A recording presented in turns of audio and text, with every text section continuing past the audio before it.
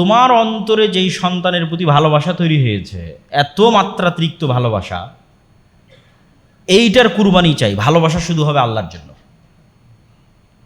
যেটা আল্লাহ সুবহানাহু ওয়া তাআলা কোরআন মাজিদে বলেছেন যে হে দুনিয়ার মানুষ, তোমাদের জন্য ফিতনা হচ্ছে তোমাদের সন্তান, তোমাদের টাকা পয়সা, তোমাদের ধন দৌলত। ফিতনা মানে কি?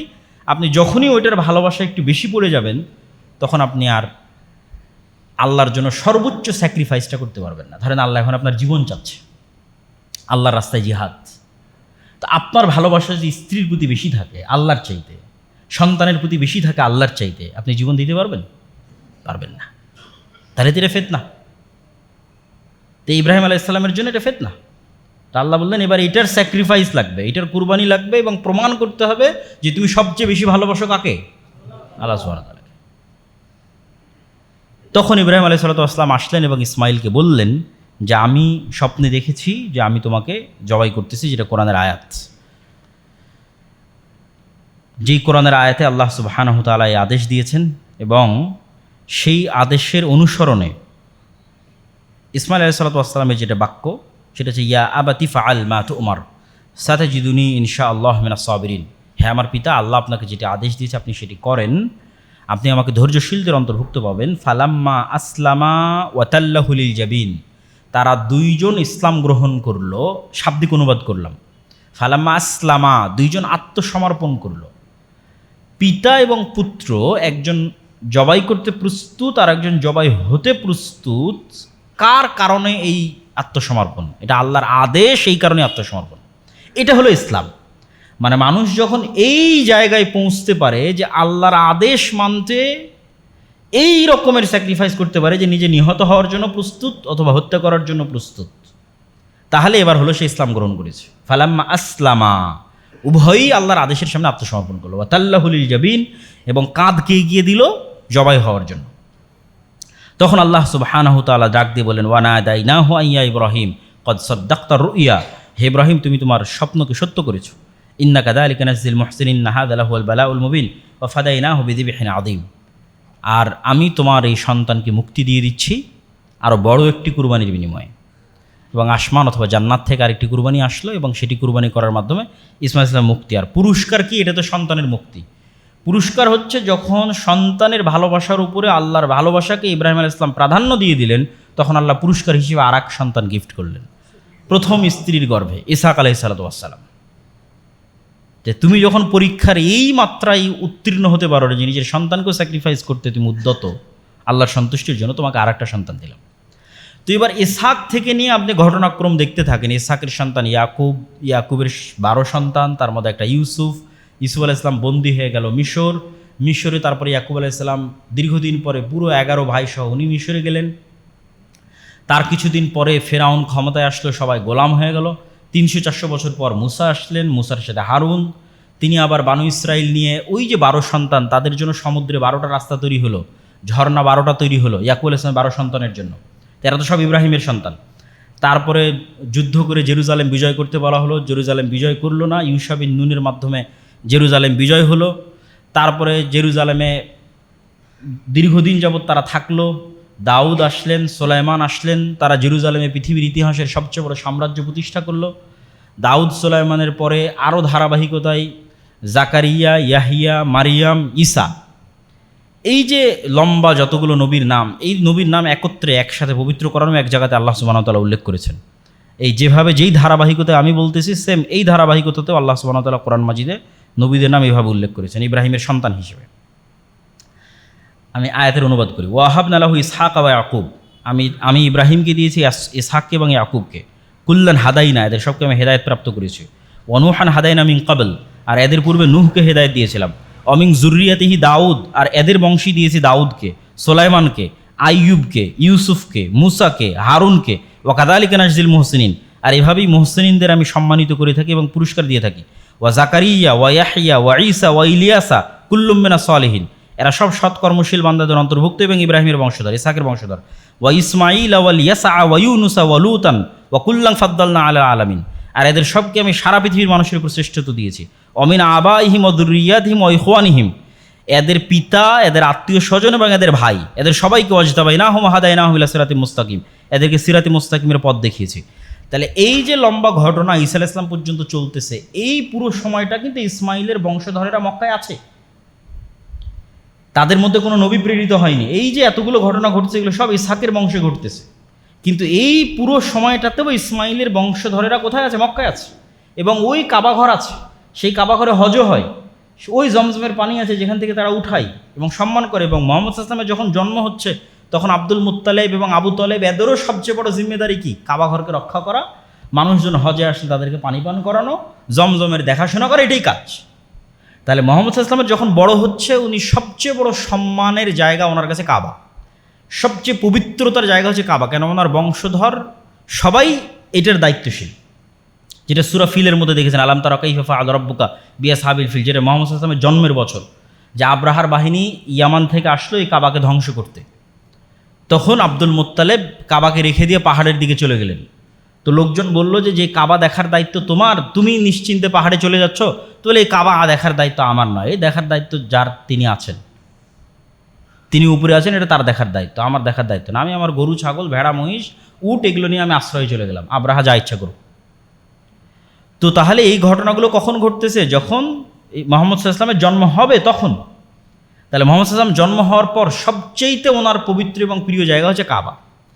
তারপরেও ওনাকে আদেশ দেওয়া হলো যে তুমি সালাত আদায় করো মসজিদে আকসার দিকে। এটাই ছিল সবচেয়ে কঠিন, এটাই কানেকশন আব্রাহামিক দুই রিলিজিয়ানের দুই ভাইয়ের মধ্যে, ইসহাকের বংশধর এবং ইসমাইলের বংশধরের মধ্যে কানেকশন, যে তুমি আছো মক্কায়, আছো কাবায়, কিন্তু কাবায় থেকে সালাত আদায় করো মসজিদে আকসামুখী।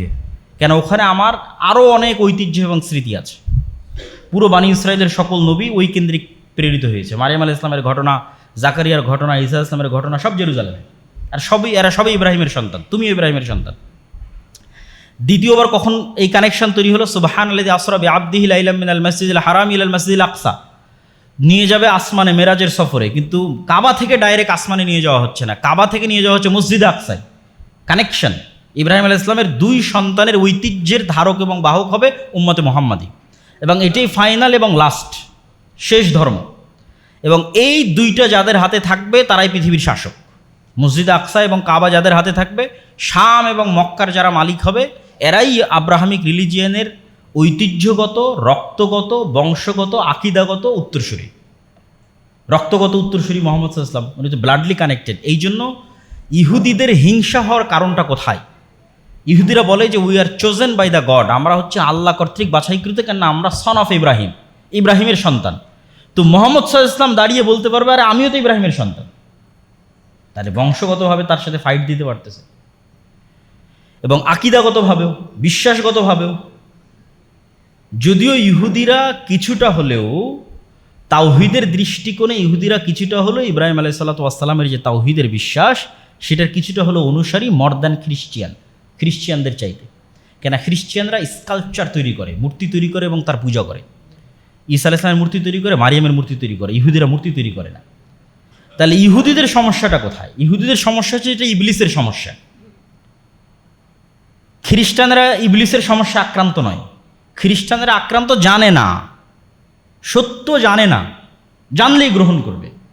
আর ইহুদিরা আক্রান্ত ইবলিসের সমস্যায়। ইবলিসের চাইতে কে বেশি জানে যে আল্লাহর আদেশ মানতে হবে? কেউ জানে না। কিন্তু ইগো প্রবলেমের কারণে ইবলিস আল্লাহর আদেশকে অস্বীকার করেছে, অহংকার, হিংসা। তাহলে এই যে ইহুদিদের সুপারিয়রিটি থিওরি, এরা সব জানে যে এই পৃথিবীতে আর যদি সেকেন্ড কেউ থাকে এই পৃথিবী শাসন করার ক্ষমতা রাখে, এটা উম্মতে মুহাম্মাদি। ইব্রাহিমের যদি আর প্রকৃত কেউ উত্তরসূরি থেকে থাকে, সেটা হচ্ছে মুহাম্মদ সাল্লাল্লাহু আলাইহি ওয়াসাল্লামের যারা পরবর্তী বংশধর, আলে ইসমাইল, বানু ইসমাইল তারা। কিন্তু এই সত্য তাদের পক্ষে অ্যাকসেপ্ট করা সম্ভব নয়। এই অহংকার এবং এই ইগো প্রবলেমের কারণে তাদেরকে পথভ্রষ্ট বলা হয়নি, অভিশপ্ত।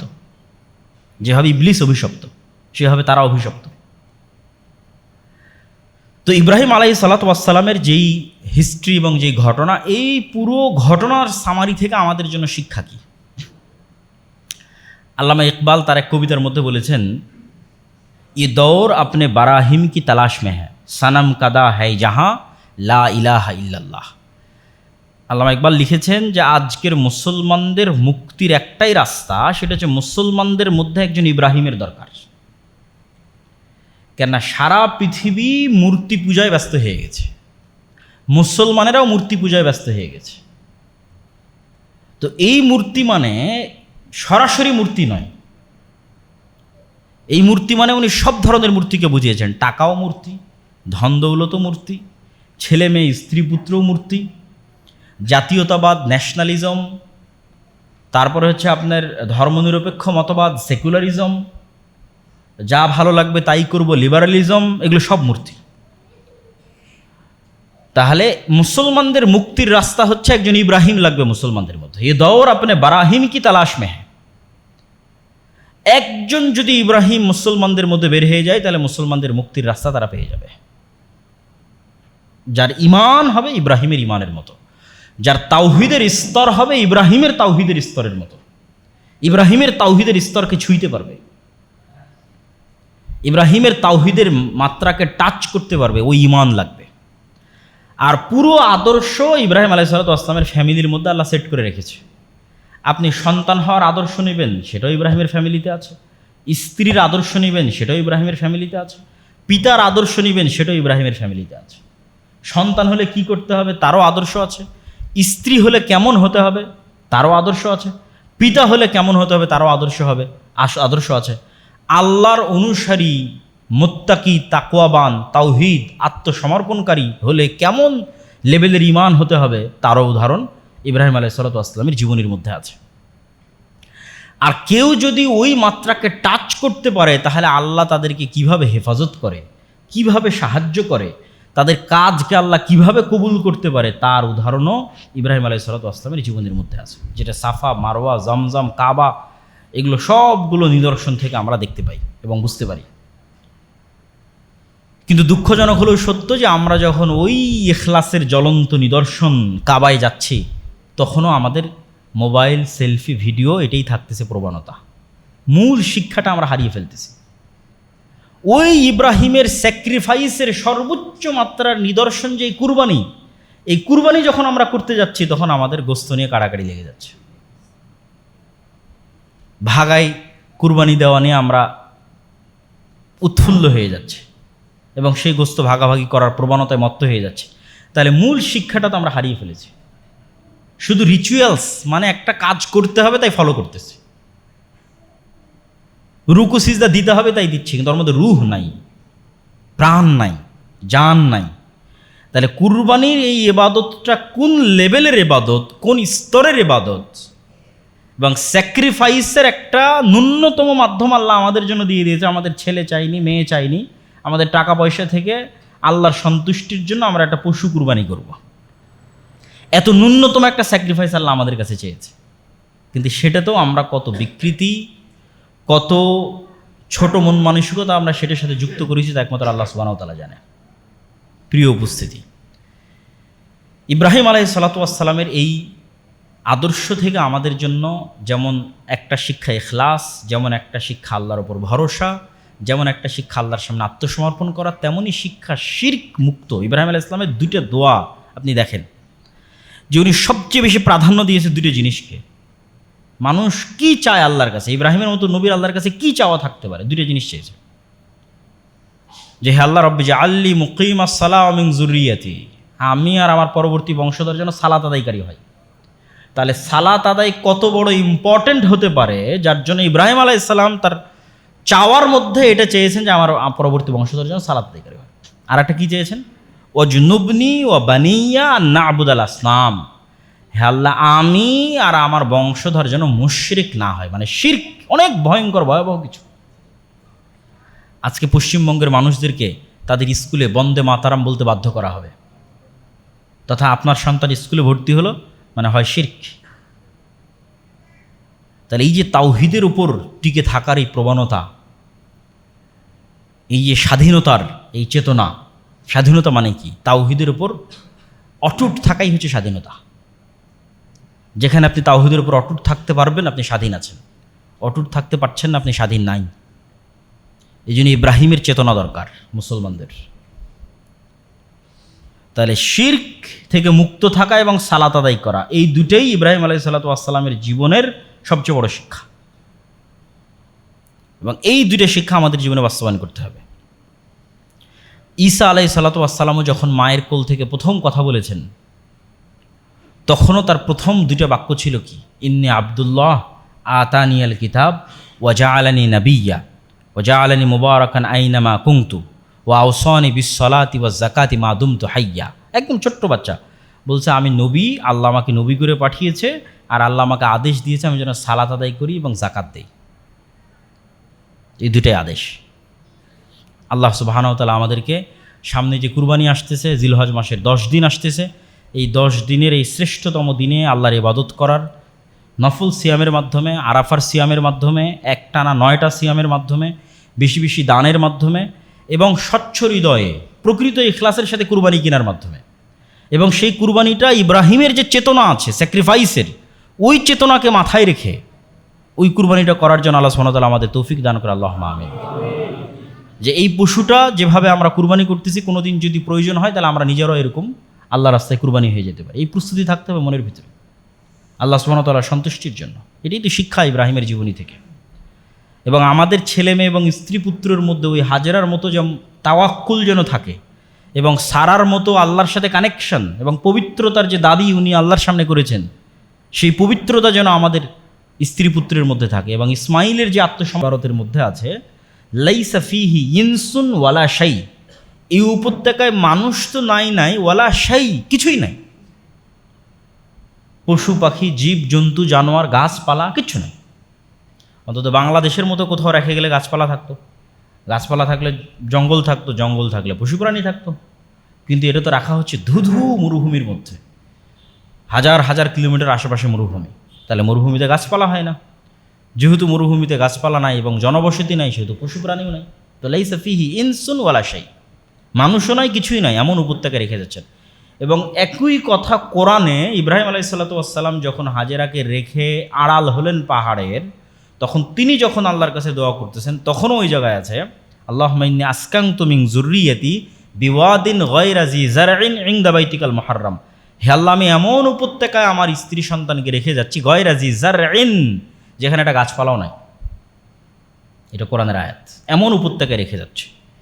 এবং সেখানে ইব্রাহিম আলাইহিসসালাতু ওয়াসসালাম যখন তার সন্তানদেরকে সেখানে রেখে যান, তখন তিনি যে দোয়া করেছেন, এই দোয়ার ধারাবাহিকতা, যেটা বললাম যে হে আল্লাহ, আমি আমার সন্তানদেরকে এমন উপত্যকায় রেখে যাচ্ছি যেখানে কোনো গাছপালা নাই। কেন? রব্বানা লিইয়ুকিমুস-সালাহ, হে আল্লাহ, তারা যেন এখানে সালাত কায়েম করতে পারে। ইব্রাহিম আলাইহিস সালামের দোয়াগুলোর মধ্যে সালাতকে খুব কানেক্টেড পাবেন। সালাত খুব ইম্পর্টেন্ট একটা কাজ, মানুষের জীবনের সবচেয়ে জরুরি কাজ, যে আল্লাহ, আমি এদেরকে রেখে যাচ্ছি যেন এরা এখানে সালাত আদায় করতে পারে। ফাজআল আফইদাতাম মিনান নাস তাহবি ইলাইহিম, হে আল্লাহ, দুনিয়ার মানুষের অন্তরকে এই শহরের দিকে করে দেন। কেন? এখানে তো কেউ নাই, মানুষজন না আসলে আর বসবাস করবে কীভাবে? ওয়ারযুকহুম মিনাস সামারাত, হে আল্লাহ, এদের ফলমূল থেকে খাবারের ব্যবস্থা করে দেন। রব্বানা ইন্নাকা তা'লামু মা নুখফি ওয়া মা নু'লিনু ওয়া মা ইয়াখফা আলাল্লাহি মিন শাইইন ফিল আরদি ওয়া ফিস সামা, আলহামদুলিল্লাহি রাব্বিল আলামিন, রব্বি জাআলনি মুকিমাস-সালাহ ওয়া মিন যুররিয়াতি, হে আল্লাহ, আপনি আমাকে এবং আমার পরবর্তী বংশধরকে সালাত আদায়কারী বানান। রব্বানা ওয়া তাকাব্বাল দুআ, হে আল্লাহ, আপনি আমার দোয়াকে কবুল করেন। এগুলো ছিল ইব্রাহিম আলাইহিস সালামের দোয়া যখন তিনি ইসমাঈল আলাইহিস সালামকে এবং হাজেরাকে রেখে যাচ্ছেন। আর সহিহ বুখারীর বর্ণনায় যেহেতু হালকা হয়তো কিছু খেজুর, হালকা হয়তো পানি ছিল, যেটা শেষ হয়ে গেল, এবং যে ঘটনা আমরা সবাই জানি যে লম্বা কষ্ট, দুঃখ, পানির জন্য দৌড়াদৌড়ি সাফা এবং মারওয়ায় উনি কয়েকবার করে উঠলেন, এবং নিকটবর্তী কাউকে দেখা যায় কিনা, মানুষজনের কোনো সাহায্য পাওয়া যায় কিনা, এটার চেষ্টা করতে থাকলেন। ওই জায়গায় আল্লাহ সুবহানাহু ওয়া তাআলা বলেছেন, ইন্নাস সাফা ওয়াল মারওয়াতা মিন শাআইরিল্লাহ, আল্লাহ হচ্ছে এই সাফা এবং মারওয়া পাহাড়কে কিয়ামত পর্যন্ত নিদর্শন বানিয়ে দিয়েছেন। তাহলে একজন সাধারণ মহিলা নির্জন মরুভূমিতে একটা স্বাভাবিক কাজ করতেছে, ইবাদতের উদ্দেশ্যে করতেছে না, কিন্তু তার সন্তানের পানি অনুসন্ধানের জন্য স্বাভাবিক একটা কাজ করতেছে। সেটা হচ্ছে আমি থাকলেও করতাম, আপনি থাকলেও করতেন, সেটা হচ্ছে দৌড়াদৌড়ি। কিন্তু তাদের এই আল্লাহর প্রতি তাওয়াক্কুল এবং আল্লাহর প্রতি ভরসা এবং ইখলাস, এই চেষ্টা, এই পরিশ্রমকে আল্লাহ সুবহানাহু ওয়া তাআলা কিয়ামত পর্যন্ত ইবাদত বানিয়ে দিলেন। যেখানে পৃথিবীর সর্বশ্রেষ্ঠ মানুষ মুহাম্মদ সাল্লাল্লাহু আলাইহি ওয়াসাল্লাম পর্যন্ত ইবাদত হিসেবে সাফা মারওয়ায় দৌড়িয়েছেন, এবং হজের সময় লাখ লাখ মানুষ দৌড়াবে, এবং গত হাজার হাজার বছর থেকে মানুষ দৌড়াচ্ছে। এবং আল্লাহ বললেন যে আমি সাফা এবং মারওয়াকে নিদর্শন বানিয়ে দিয়েছি। তাহলে তাদের অন্তরের ইখলাস এবং তাওয়াক্কুল আল্লাহর কাছে কত প্রিয় ছিল এবং কত পবিত্র ছিল, এবং তাদের ঈমান কোন লেভেলের ছিল। তো মানুষ মনে করে যে ইসমাঈল আলাইহিসসালাতু ওয়াসসালামের পায়ের আওয়াজে, যদিও হাদিসের বর্ণনায় জিবরাইল আলাইহিসসালাতু ওয়াসসালামের পা অথবা পাখা এটির আঘাতে এটি আঘাতের শব্দ পাওয়া গেল এবং মাটির নিচ থেকে পানি বের হতে লাগলো, এবং এটাও এখন পর্যন্ত মোজেজা হিসেবে অক্ষত এবং অবিকৃত আছে। যে কোনো জায়গার, আমাদের বাংলাদেশের মতো এত বৃষ্টিস্নাত, এত নদীমাতৃক দেশেরও পানির স্তর নিচে নেমে যায়। আপনি রাজশাহীর উত্তর অঞ্চলের অনেক উপজেলায় এখন পানি পাবেন না, কয়েকশো মিটার নিচ পর্যন্ত ডিপ মেশিন পোতার পরও পানি পাবেন না। তো সেখানে যুগ যুগ ধরে একটা মরুভূমিতে, যেখানে বৃষ্টি তেমন হয় না, আশেপাশে কোনো নদী নালা নাই, সেখানে পানি উঠতে গেছে এবং একসাথেও অসংখ্য মোটর লাগিয়ে এই কূপ চেক করা হয়েছে যার পানি শেষ হয় কিনা। তো রাসূল সাল্লাল্লাহু আলাইহি ওয়াসাল্লাম বলেছেন, মা ও জমজম লিমা শরিবালা, যে উদ্দেশ্যে জমজমের পানি পান করা হবে সেটা পূরণ হবে। আর জমজমের পানি মানুষের ক্ষুধার নিবারণ আর অসুখের আরোগ্য, অসুখের ওষুধ, ক্ষুধার খাবার। কেন, ওদের তো আর কোনো খাবারের ব্যবস্থা হয়নি। ইব্রাহিম, ইসমাইল আর হাজেরার শুধু জমজমের পানির ব্যবস্থা হয়েছে। তো এটা দিয়েই তো ওরা অন্তত 1 মাস, 2 মাস, 6 মাস, আরও মানুষজন যতদিন আসেনি ততদিন তো এটা দিয়ে পার করেছে। তো আরও মানুষজন আসার যে বর্ণনা সহিহ বুখারীতে এসেছে, যে যেখানে পানি থাকে ওখানে পাখি আকাশে ওড়ে। তো কোনো এক বেদুইন দল যারা ইয়ামান থেকে আসছিল, তারা পানির সন্ধানে আকাশে উড়ন্ত পাখি দেখে সেখানে যায়। তো দেখে শুধু একজন মহিলা আর তার কোলের বাচ্চা, কোলের শিশু। তো ওই ইয়ামানের যে বেদুইন দল, তারা এই রকম অলৌকিক এবং আশ্চর্যজনক ঘটনা দেখে ওই মহিলার কাছে অনুমতি চায় যে আমরা এখানে বসবাস করতে পারি কিনা। তো তখন তাদেরকে বসবাসের অনুমতি দেন সহিহ বুখারীর বর্ণনা অনুযায়ী, এবং ওই গোত্রের মেয়ের সাথে ইসমাইল আলাইহিস সালাতু ওয়াস সালামের বিয়ে হয়। এখান থেকে এবার বসতি শুরু মক্কার। আর ইব্রাহিম আলাইহিস সালাতু ওয়াস সালাম ফিলিস্তিন থেকে, শাম থেকে এই মক্কায় যাতায়াত করেছেন অন্তত 4 থেকে 5 বার। একবার তো প্রথমবার গেলেন, এই যেবার স্ত্রী সন্তানকে রেখে আসলেন। দ্বিতীয়বার গেলেন কুরবানির ঘটনা, যেটা আমরা পড়ব। তৃতীয়বার গেলেন এক স্ত্রীকে তালাক দিতে বলে আসলেন। চতুর্থবার গেলেন ওই স্ত্রীকে রেখে আসতে বলে আসলেন। পঞ্চমবার গেলেন ঘর তৈরি করতে বললেন। তো অন্তত এর মধ্যে আরও অনেকবার যেতে পারেন, অন্তত বিশুদ্ধ বর্ণনা অনুযায়ী অ্যাটলিস্ট মিনিমাম 5 বার ইব্রাহিম আলাইহিস সালাতু ওয়াস সালাম এই 1200 কিলোমিটারের পথ পাড়ি দিয়েছেন মসজিদে আকসা টু কাবাঘর, ইসহাক টু ইসমাইল, যেখানে ইসহাক আছে আর যেখানে ইসমাইল আছে, যেখানে সারা আছে, যেখানে হাজেরা আছে। এবং ওই লম্বা ঘটনার মধ্যে আছে যেখানে ইসমাইল আলাইহিস সালাতু ওয়াস সালামের স্ত্রীকে তালাক দিতে বলছেন, ওখানে তিনি জিজ্ঞেস করছেন কাইফা হাইআতুকুম, কেমন আছো তোমরা? তখন স্ত্রী উত্তরে বলেছে নাহনু ফি শিদ্দা, আমরা খুব কষ্টের মধ্যে আছি, খাবার নাই, পানি নাই। এই উত্তর ইব্রাহিম আলাইহিস সালামের পছন্দ হয়নি। তো বললেন বাড়ির মালিক বাড়িতে আসলে বলবে দরজার কপাট চৌকাঠ যেন পরিবর্তন করে দেয়। তো ইসমাইল আলাইহিস সালাতু ওয়াস সালাম, ইব্রাহিম আলাইহিস সালাম কোথাও গেলে যে সুগন্ধি ছড়িয়ে থাকতো, ওই সুগন্ধি থেকে উনি বুঝতে পেরেছেন যে কেউ এসেছে বাড়িতে। তো কে এই ঘটনা কি বলেছে? ওহো, উনি তো আমার পিতা, তোমাকে চলে যেতে বলেছেন। এবার দ্বিতীয়, এখানে কিন্তু পিতা পুত্রের সাক্ষাৎ হয়নি। দ্বিতীয় আরেকবার যখন ইব্রাহিম আলাইহিস সালাম আসলেন, দেখি না আবার একই প্রশ্ন করলেন যে কাইফা হাইআতুকুম, কেমন আছো তোমরা? তখন দ্বিতীয় স্ত্রী এবার উত্তরে বলেছে আলহামদুলিল্লাহ, ওই আল্লাহর প্রশংসা করছি, আমরা ভালো আছি সর্বাবস্থায়। এই যে আল্লাহর প্রশংসা, আসনা তাআলাল্লাহ, আল্লাহর যে প্রশংসা করেছে, এটা দিয়ে ইব্রাহিম আলাইহিস সালামের মন খুশি হয়ে গেছে। তো ইব্রাহিম আলাইহিস সালাম এবার ওদের জন্য দোয়া করতেছেন যে হ্যাঁ, মানে পাল্টা আবার বেশি করে প্রশ্ন করলেন যে ঠিক আছে তোমরা তো ভালো আছো বুঝলাম, কিন্তু খাও কি? তো বলে পানি আর গোস্ত। পানি জমজমের পানি, গোস্ত হচ্ছে শিকারের গোস্ত। তখন ইব্রাহিম ইসলাম বলেন হে আল্লাহ, এদের পানিতে আর এদের গোস্তে বরকত দেন। এবং বললেন যে যখন ইসমাইল বাড়িতে ফিরে আসবে, ওভাবে ইসমাইল নামটা বলেন, যখন বাড়ির মালিক বাড়িতে ফিরে আসবে তখন বলবে দরজার চৌকাঠ যেন স্থির রাখে, স্থায়ী রাখে। এবার শেষবার যখন পঞ্চমবার ইব্রাহিম আলাইহিস সালাম আসতেছেন, ওয়াইদ ইয়ারফাউ ইব্রাহিমুল কওয়াইদা মিনাল বাইতি ওয়া ইসমাইল রব্বানা তাকাব্বাল মিন্না, যেটা সূরার শুরুতে, বক্তব্যের শুরুতে পাঠ করেছি যে আয়াতগুলো, যে এবার ইব্রাহিম আলাইহিস সালাম এসে বললেন যে আল্লাহ সুবহানাহু ওয়া তাআলার একটা ঘর এখানে ছিল, ইন্না আউওয়ালা বাইতুন উযিআ লিন-নাস বিবাক্কা, ফেরেশতাদের মাধ্যমে আল্লাহ তৈরি করেছিলেন। আদম আলাইহিস সালাতু ওয়াস সালাম এখানে ইবাদত করতেন, নূহ আলাইহিস সালাতু ওয়াস সালামের বন্যায় সেই ঘর ধ্বংস হয়ে গেছে। ওই এক্সাক্ট সেম লোকেশনে, সেম মাপকাঠিতে, সেম মানদণ্ডে ঘর তৈরি করতে হবে, আল্লাহর আদেশ।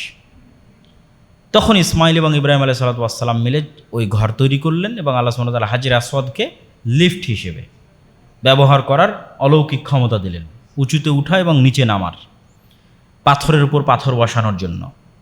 যে হাজরে আসওয়াদ এখনও সেখানে আছে, যে মাকাম ইব্রাহিম, হাজরে আসওয়াদ বলছি, মাকাম ইব্রাহিম এখনও সেখানে আছে।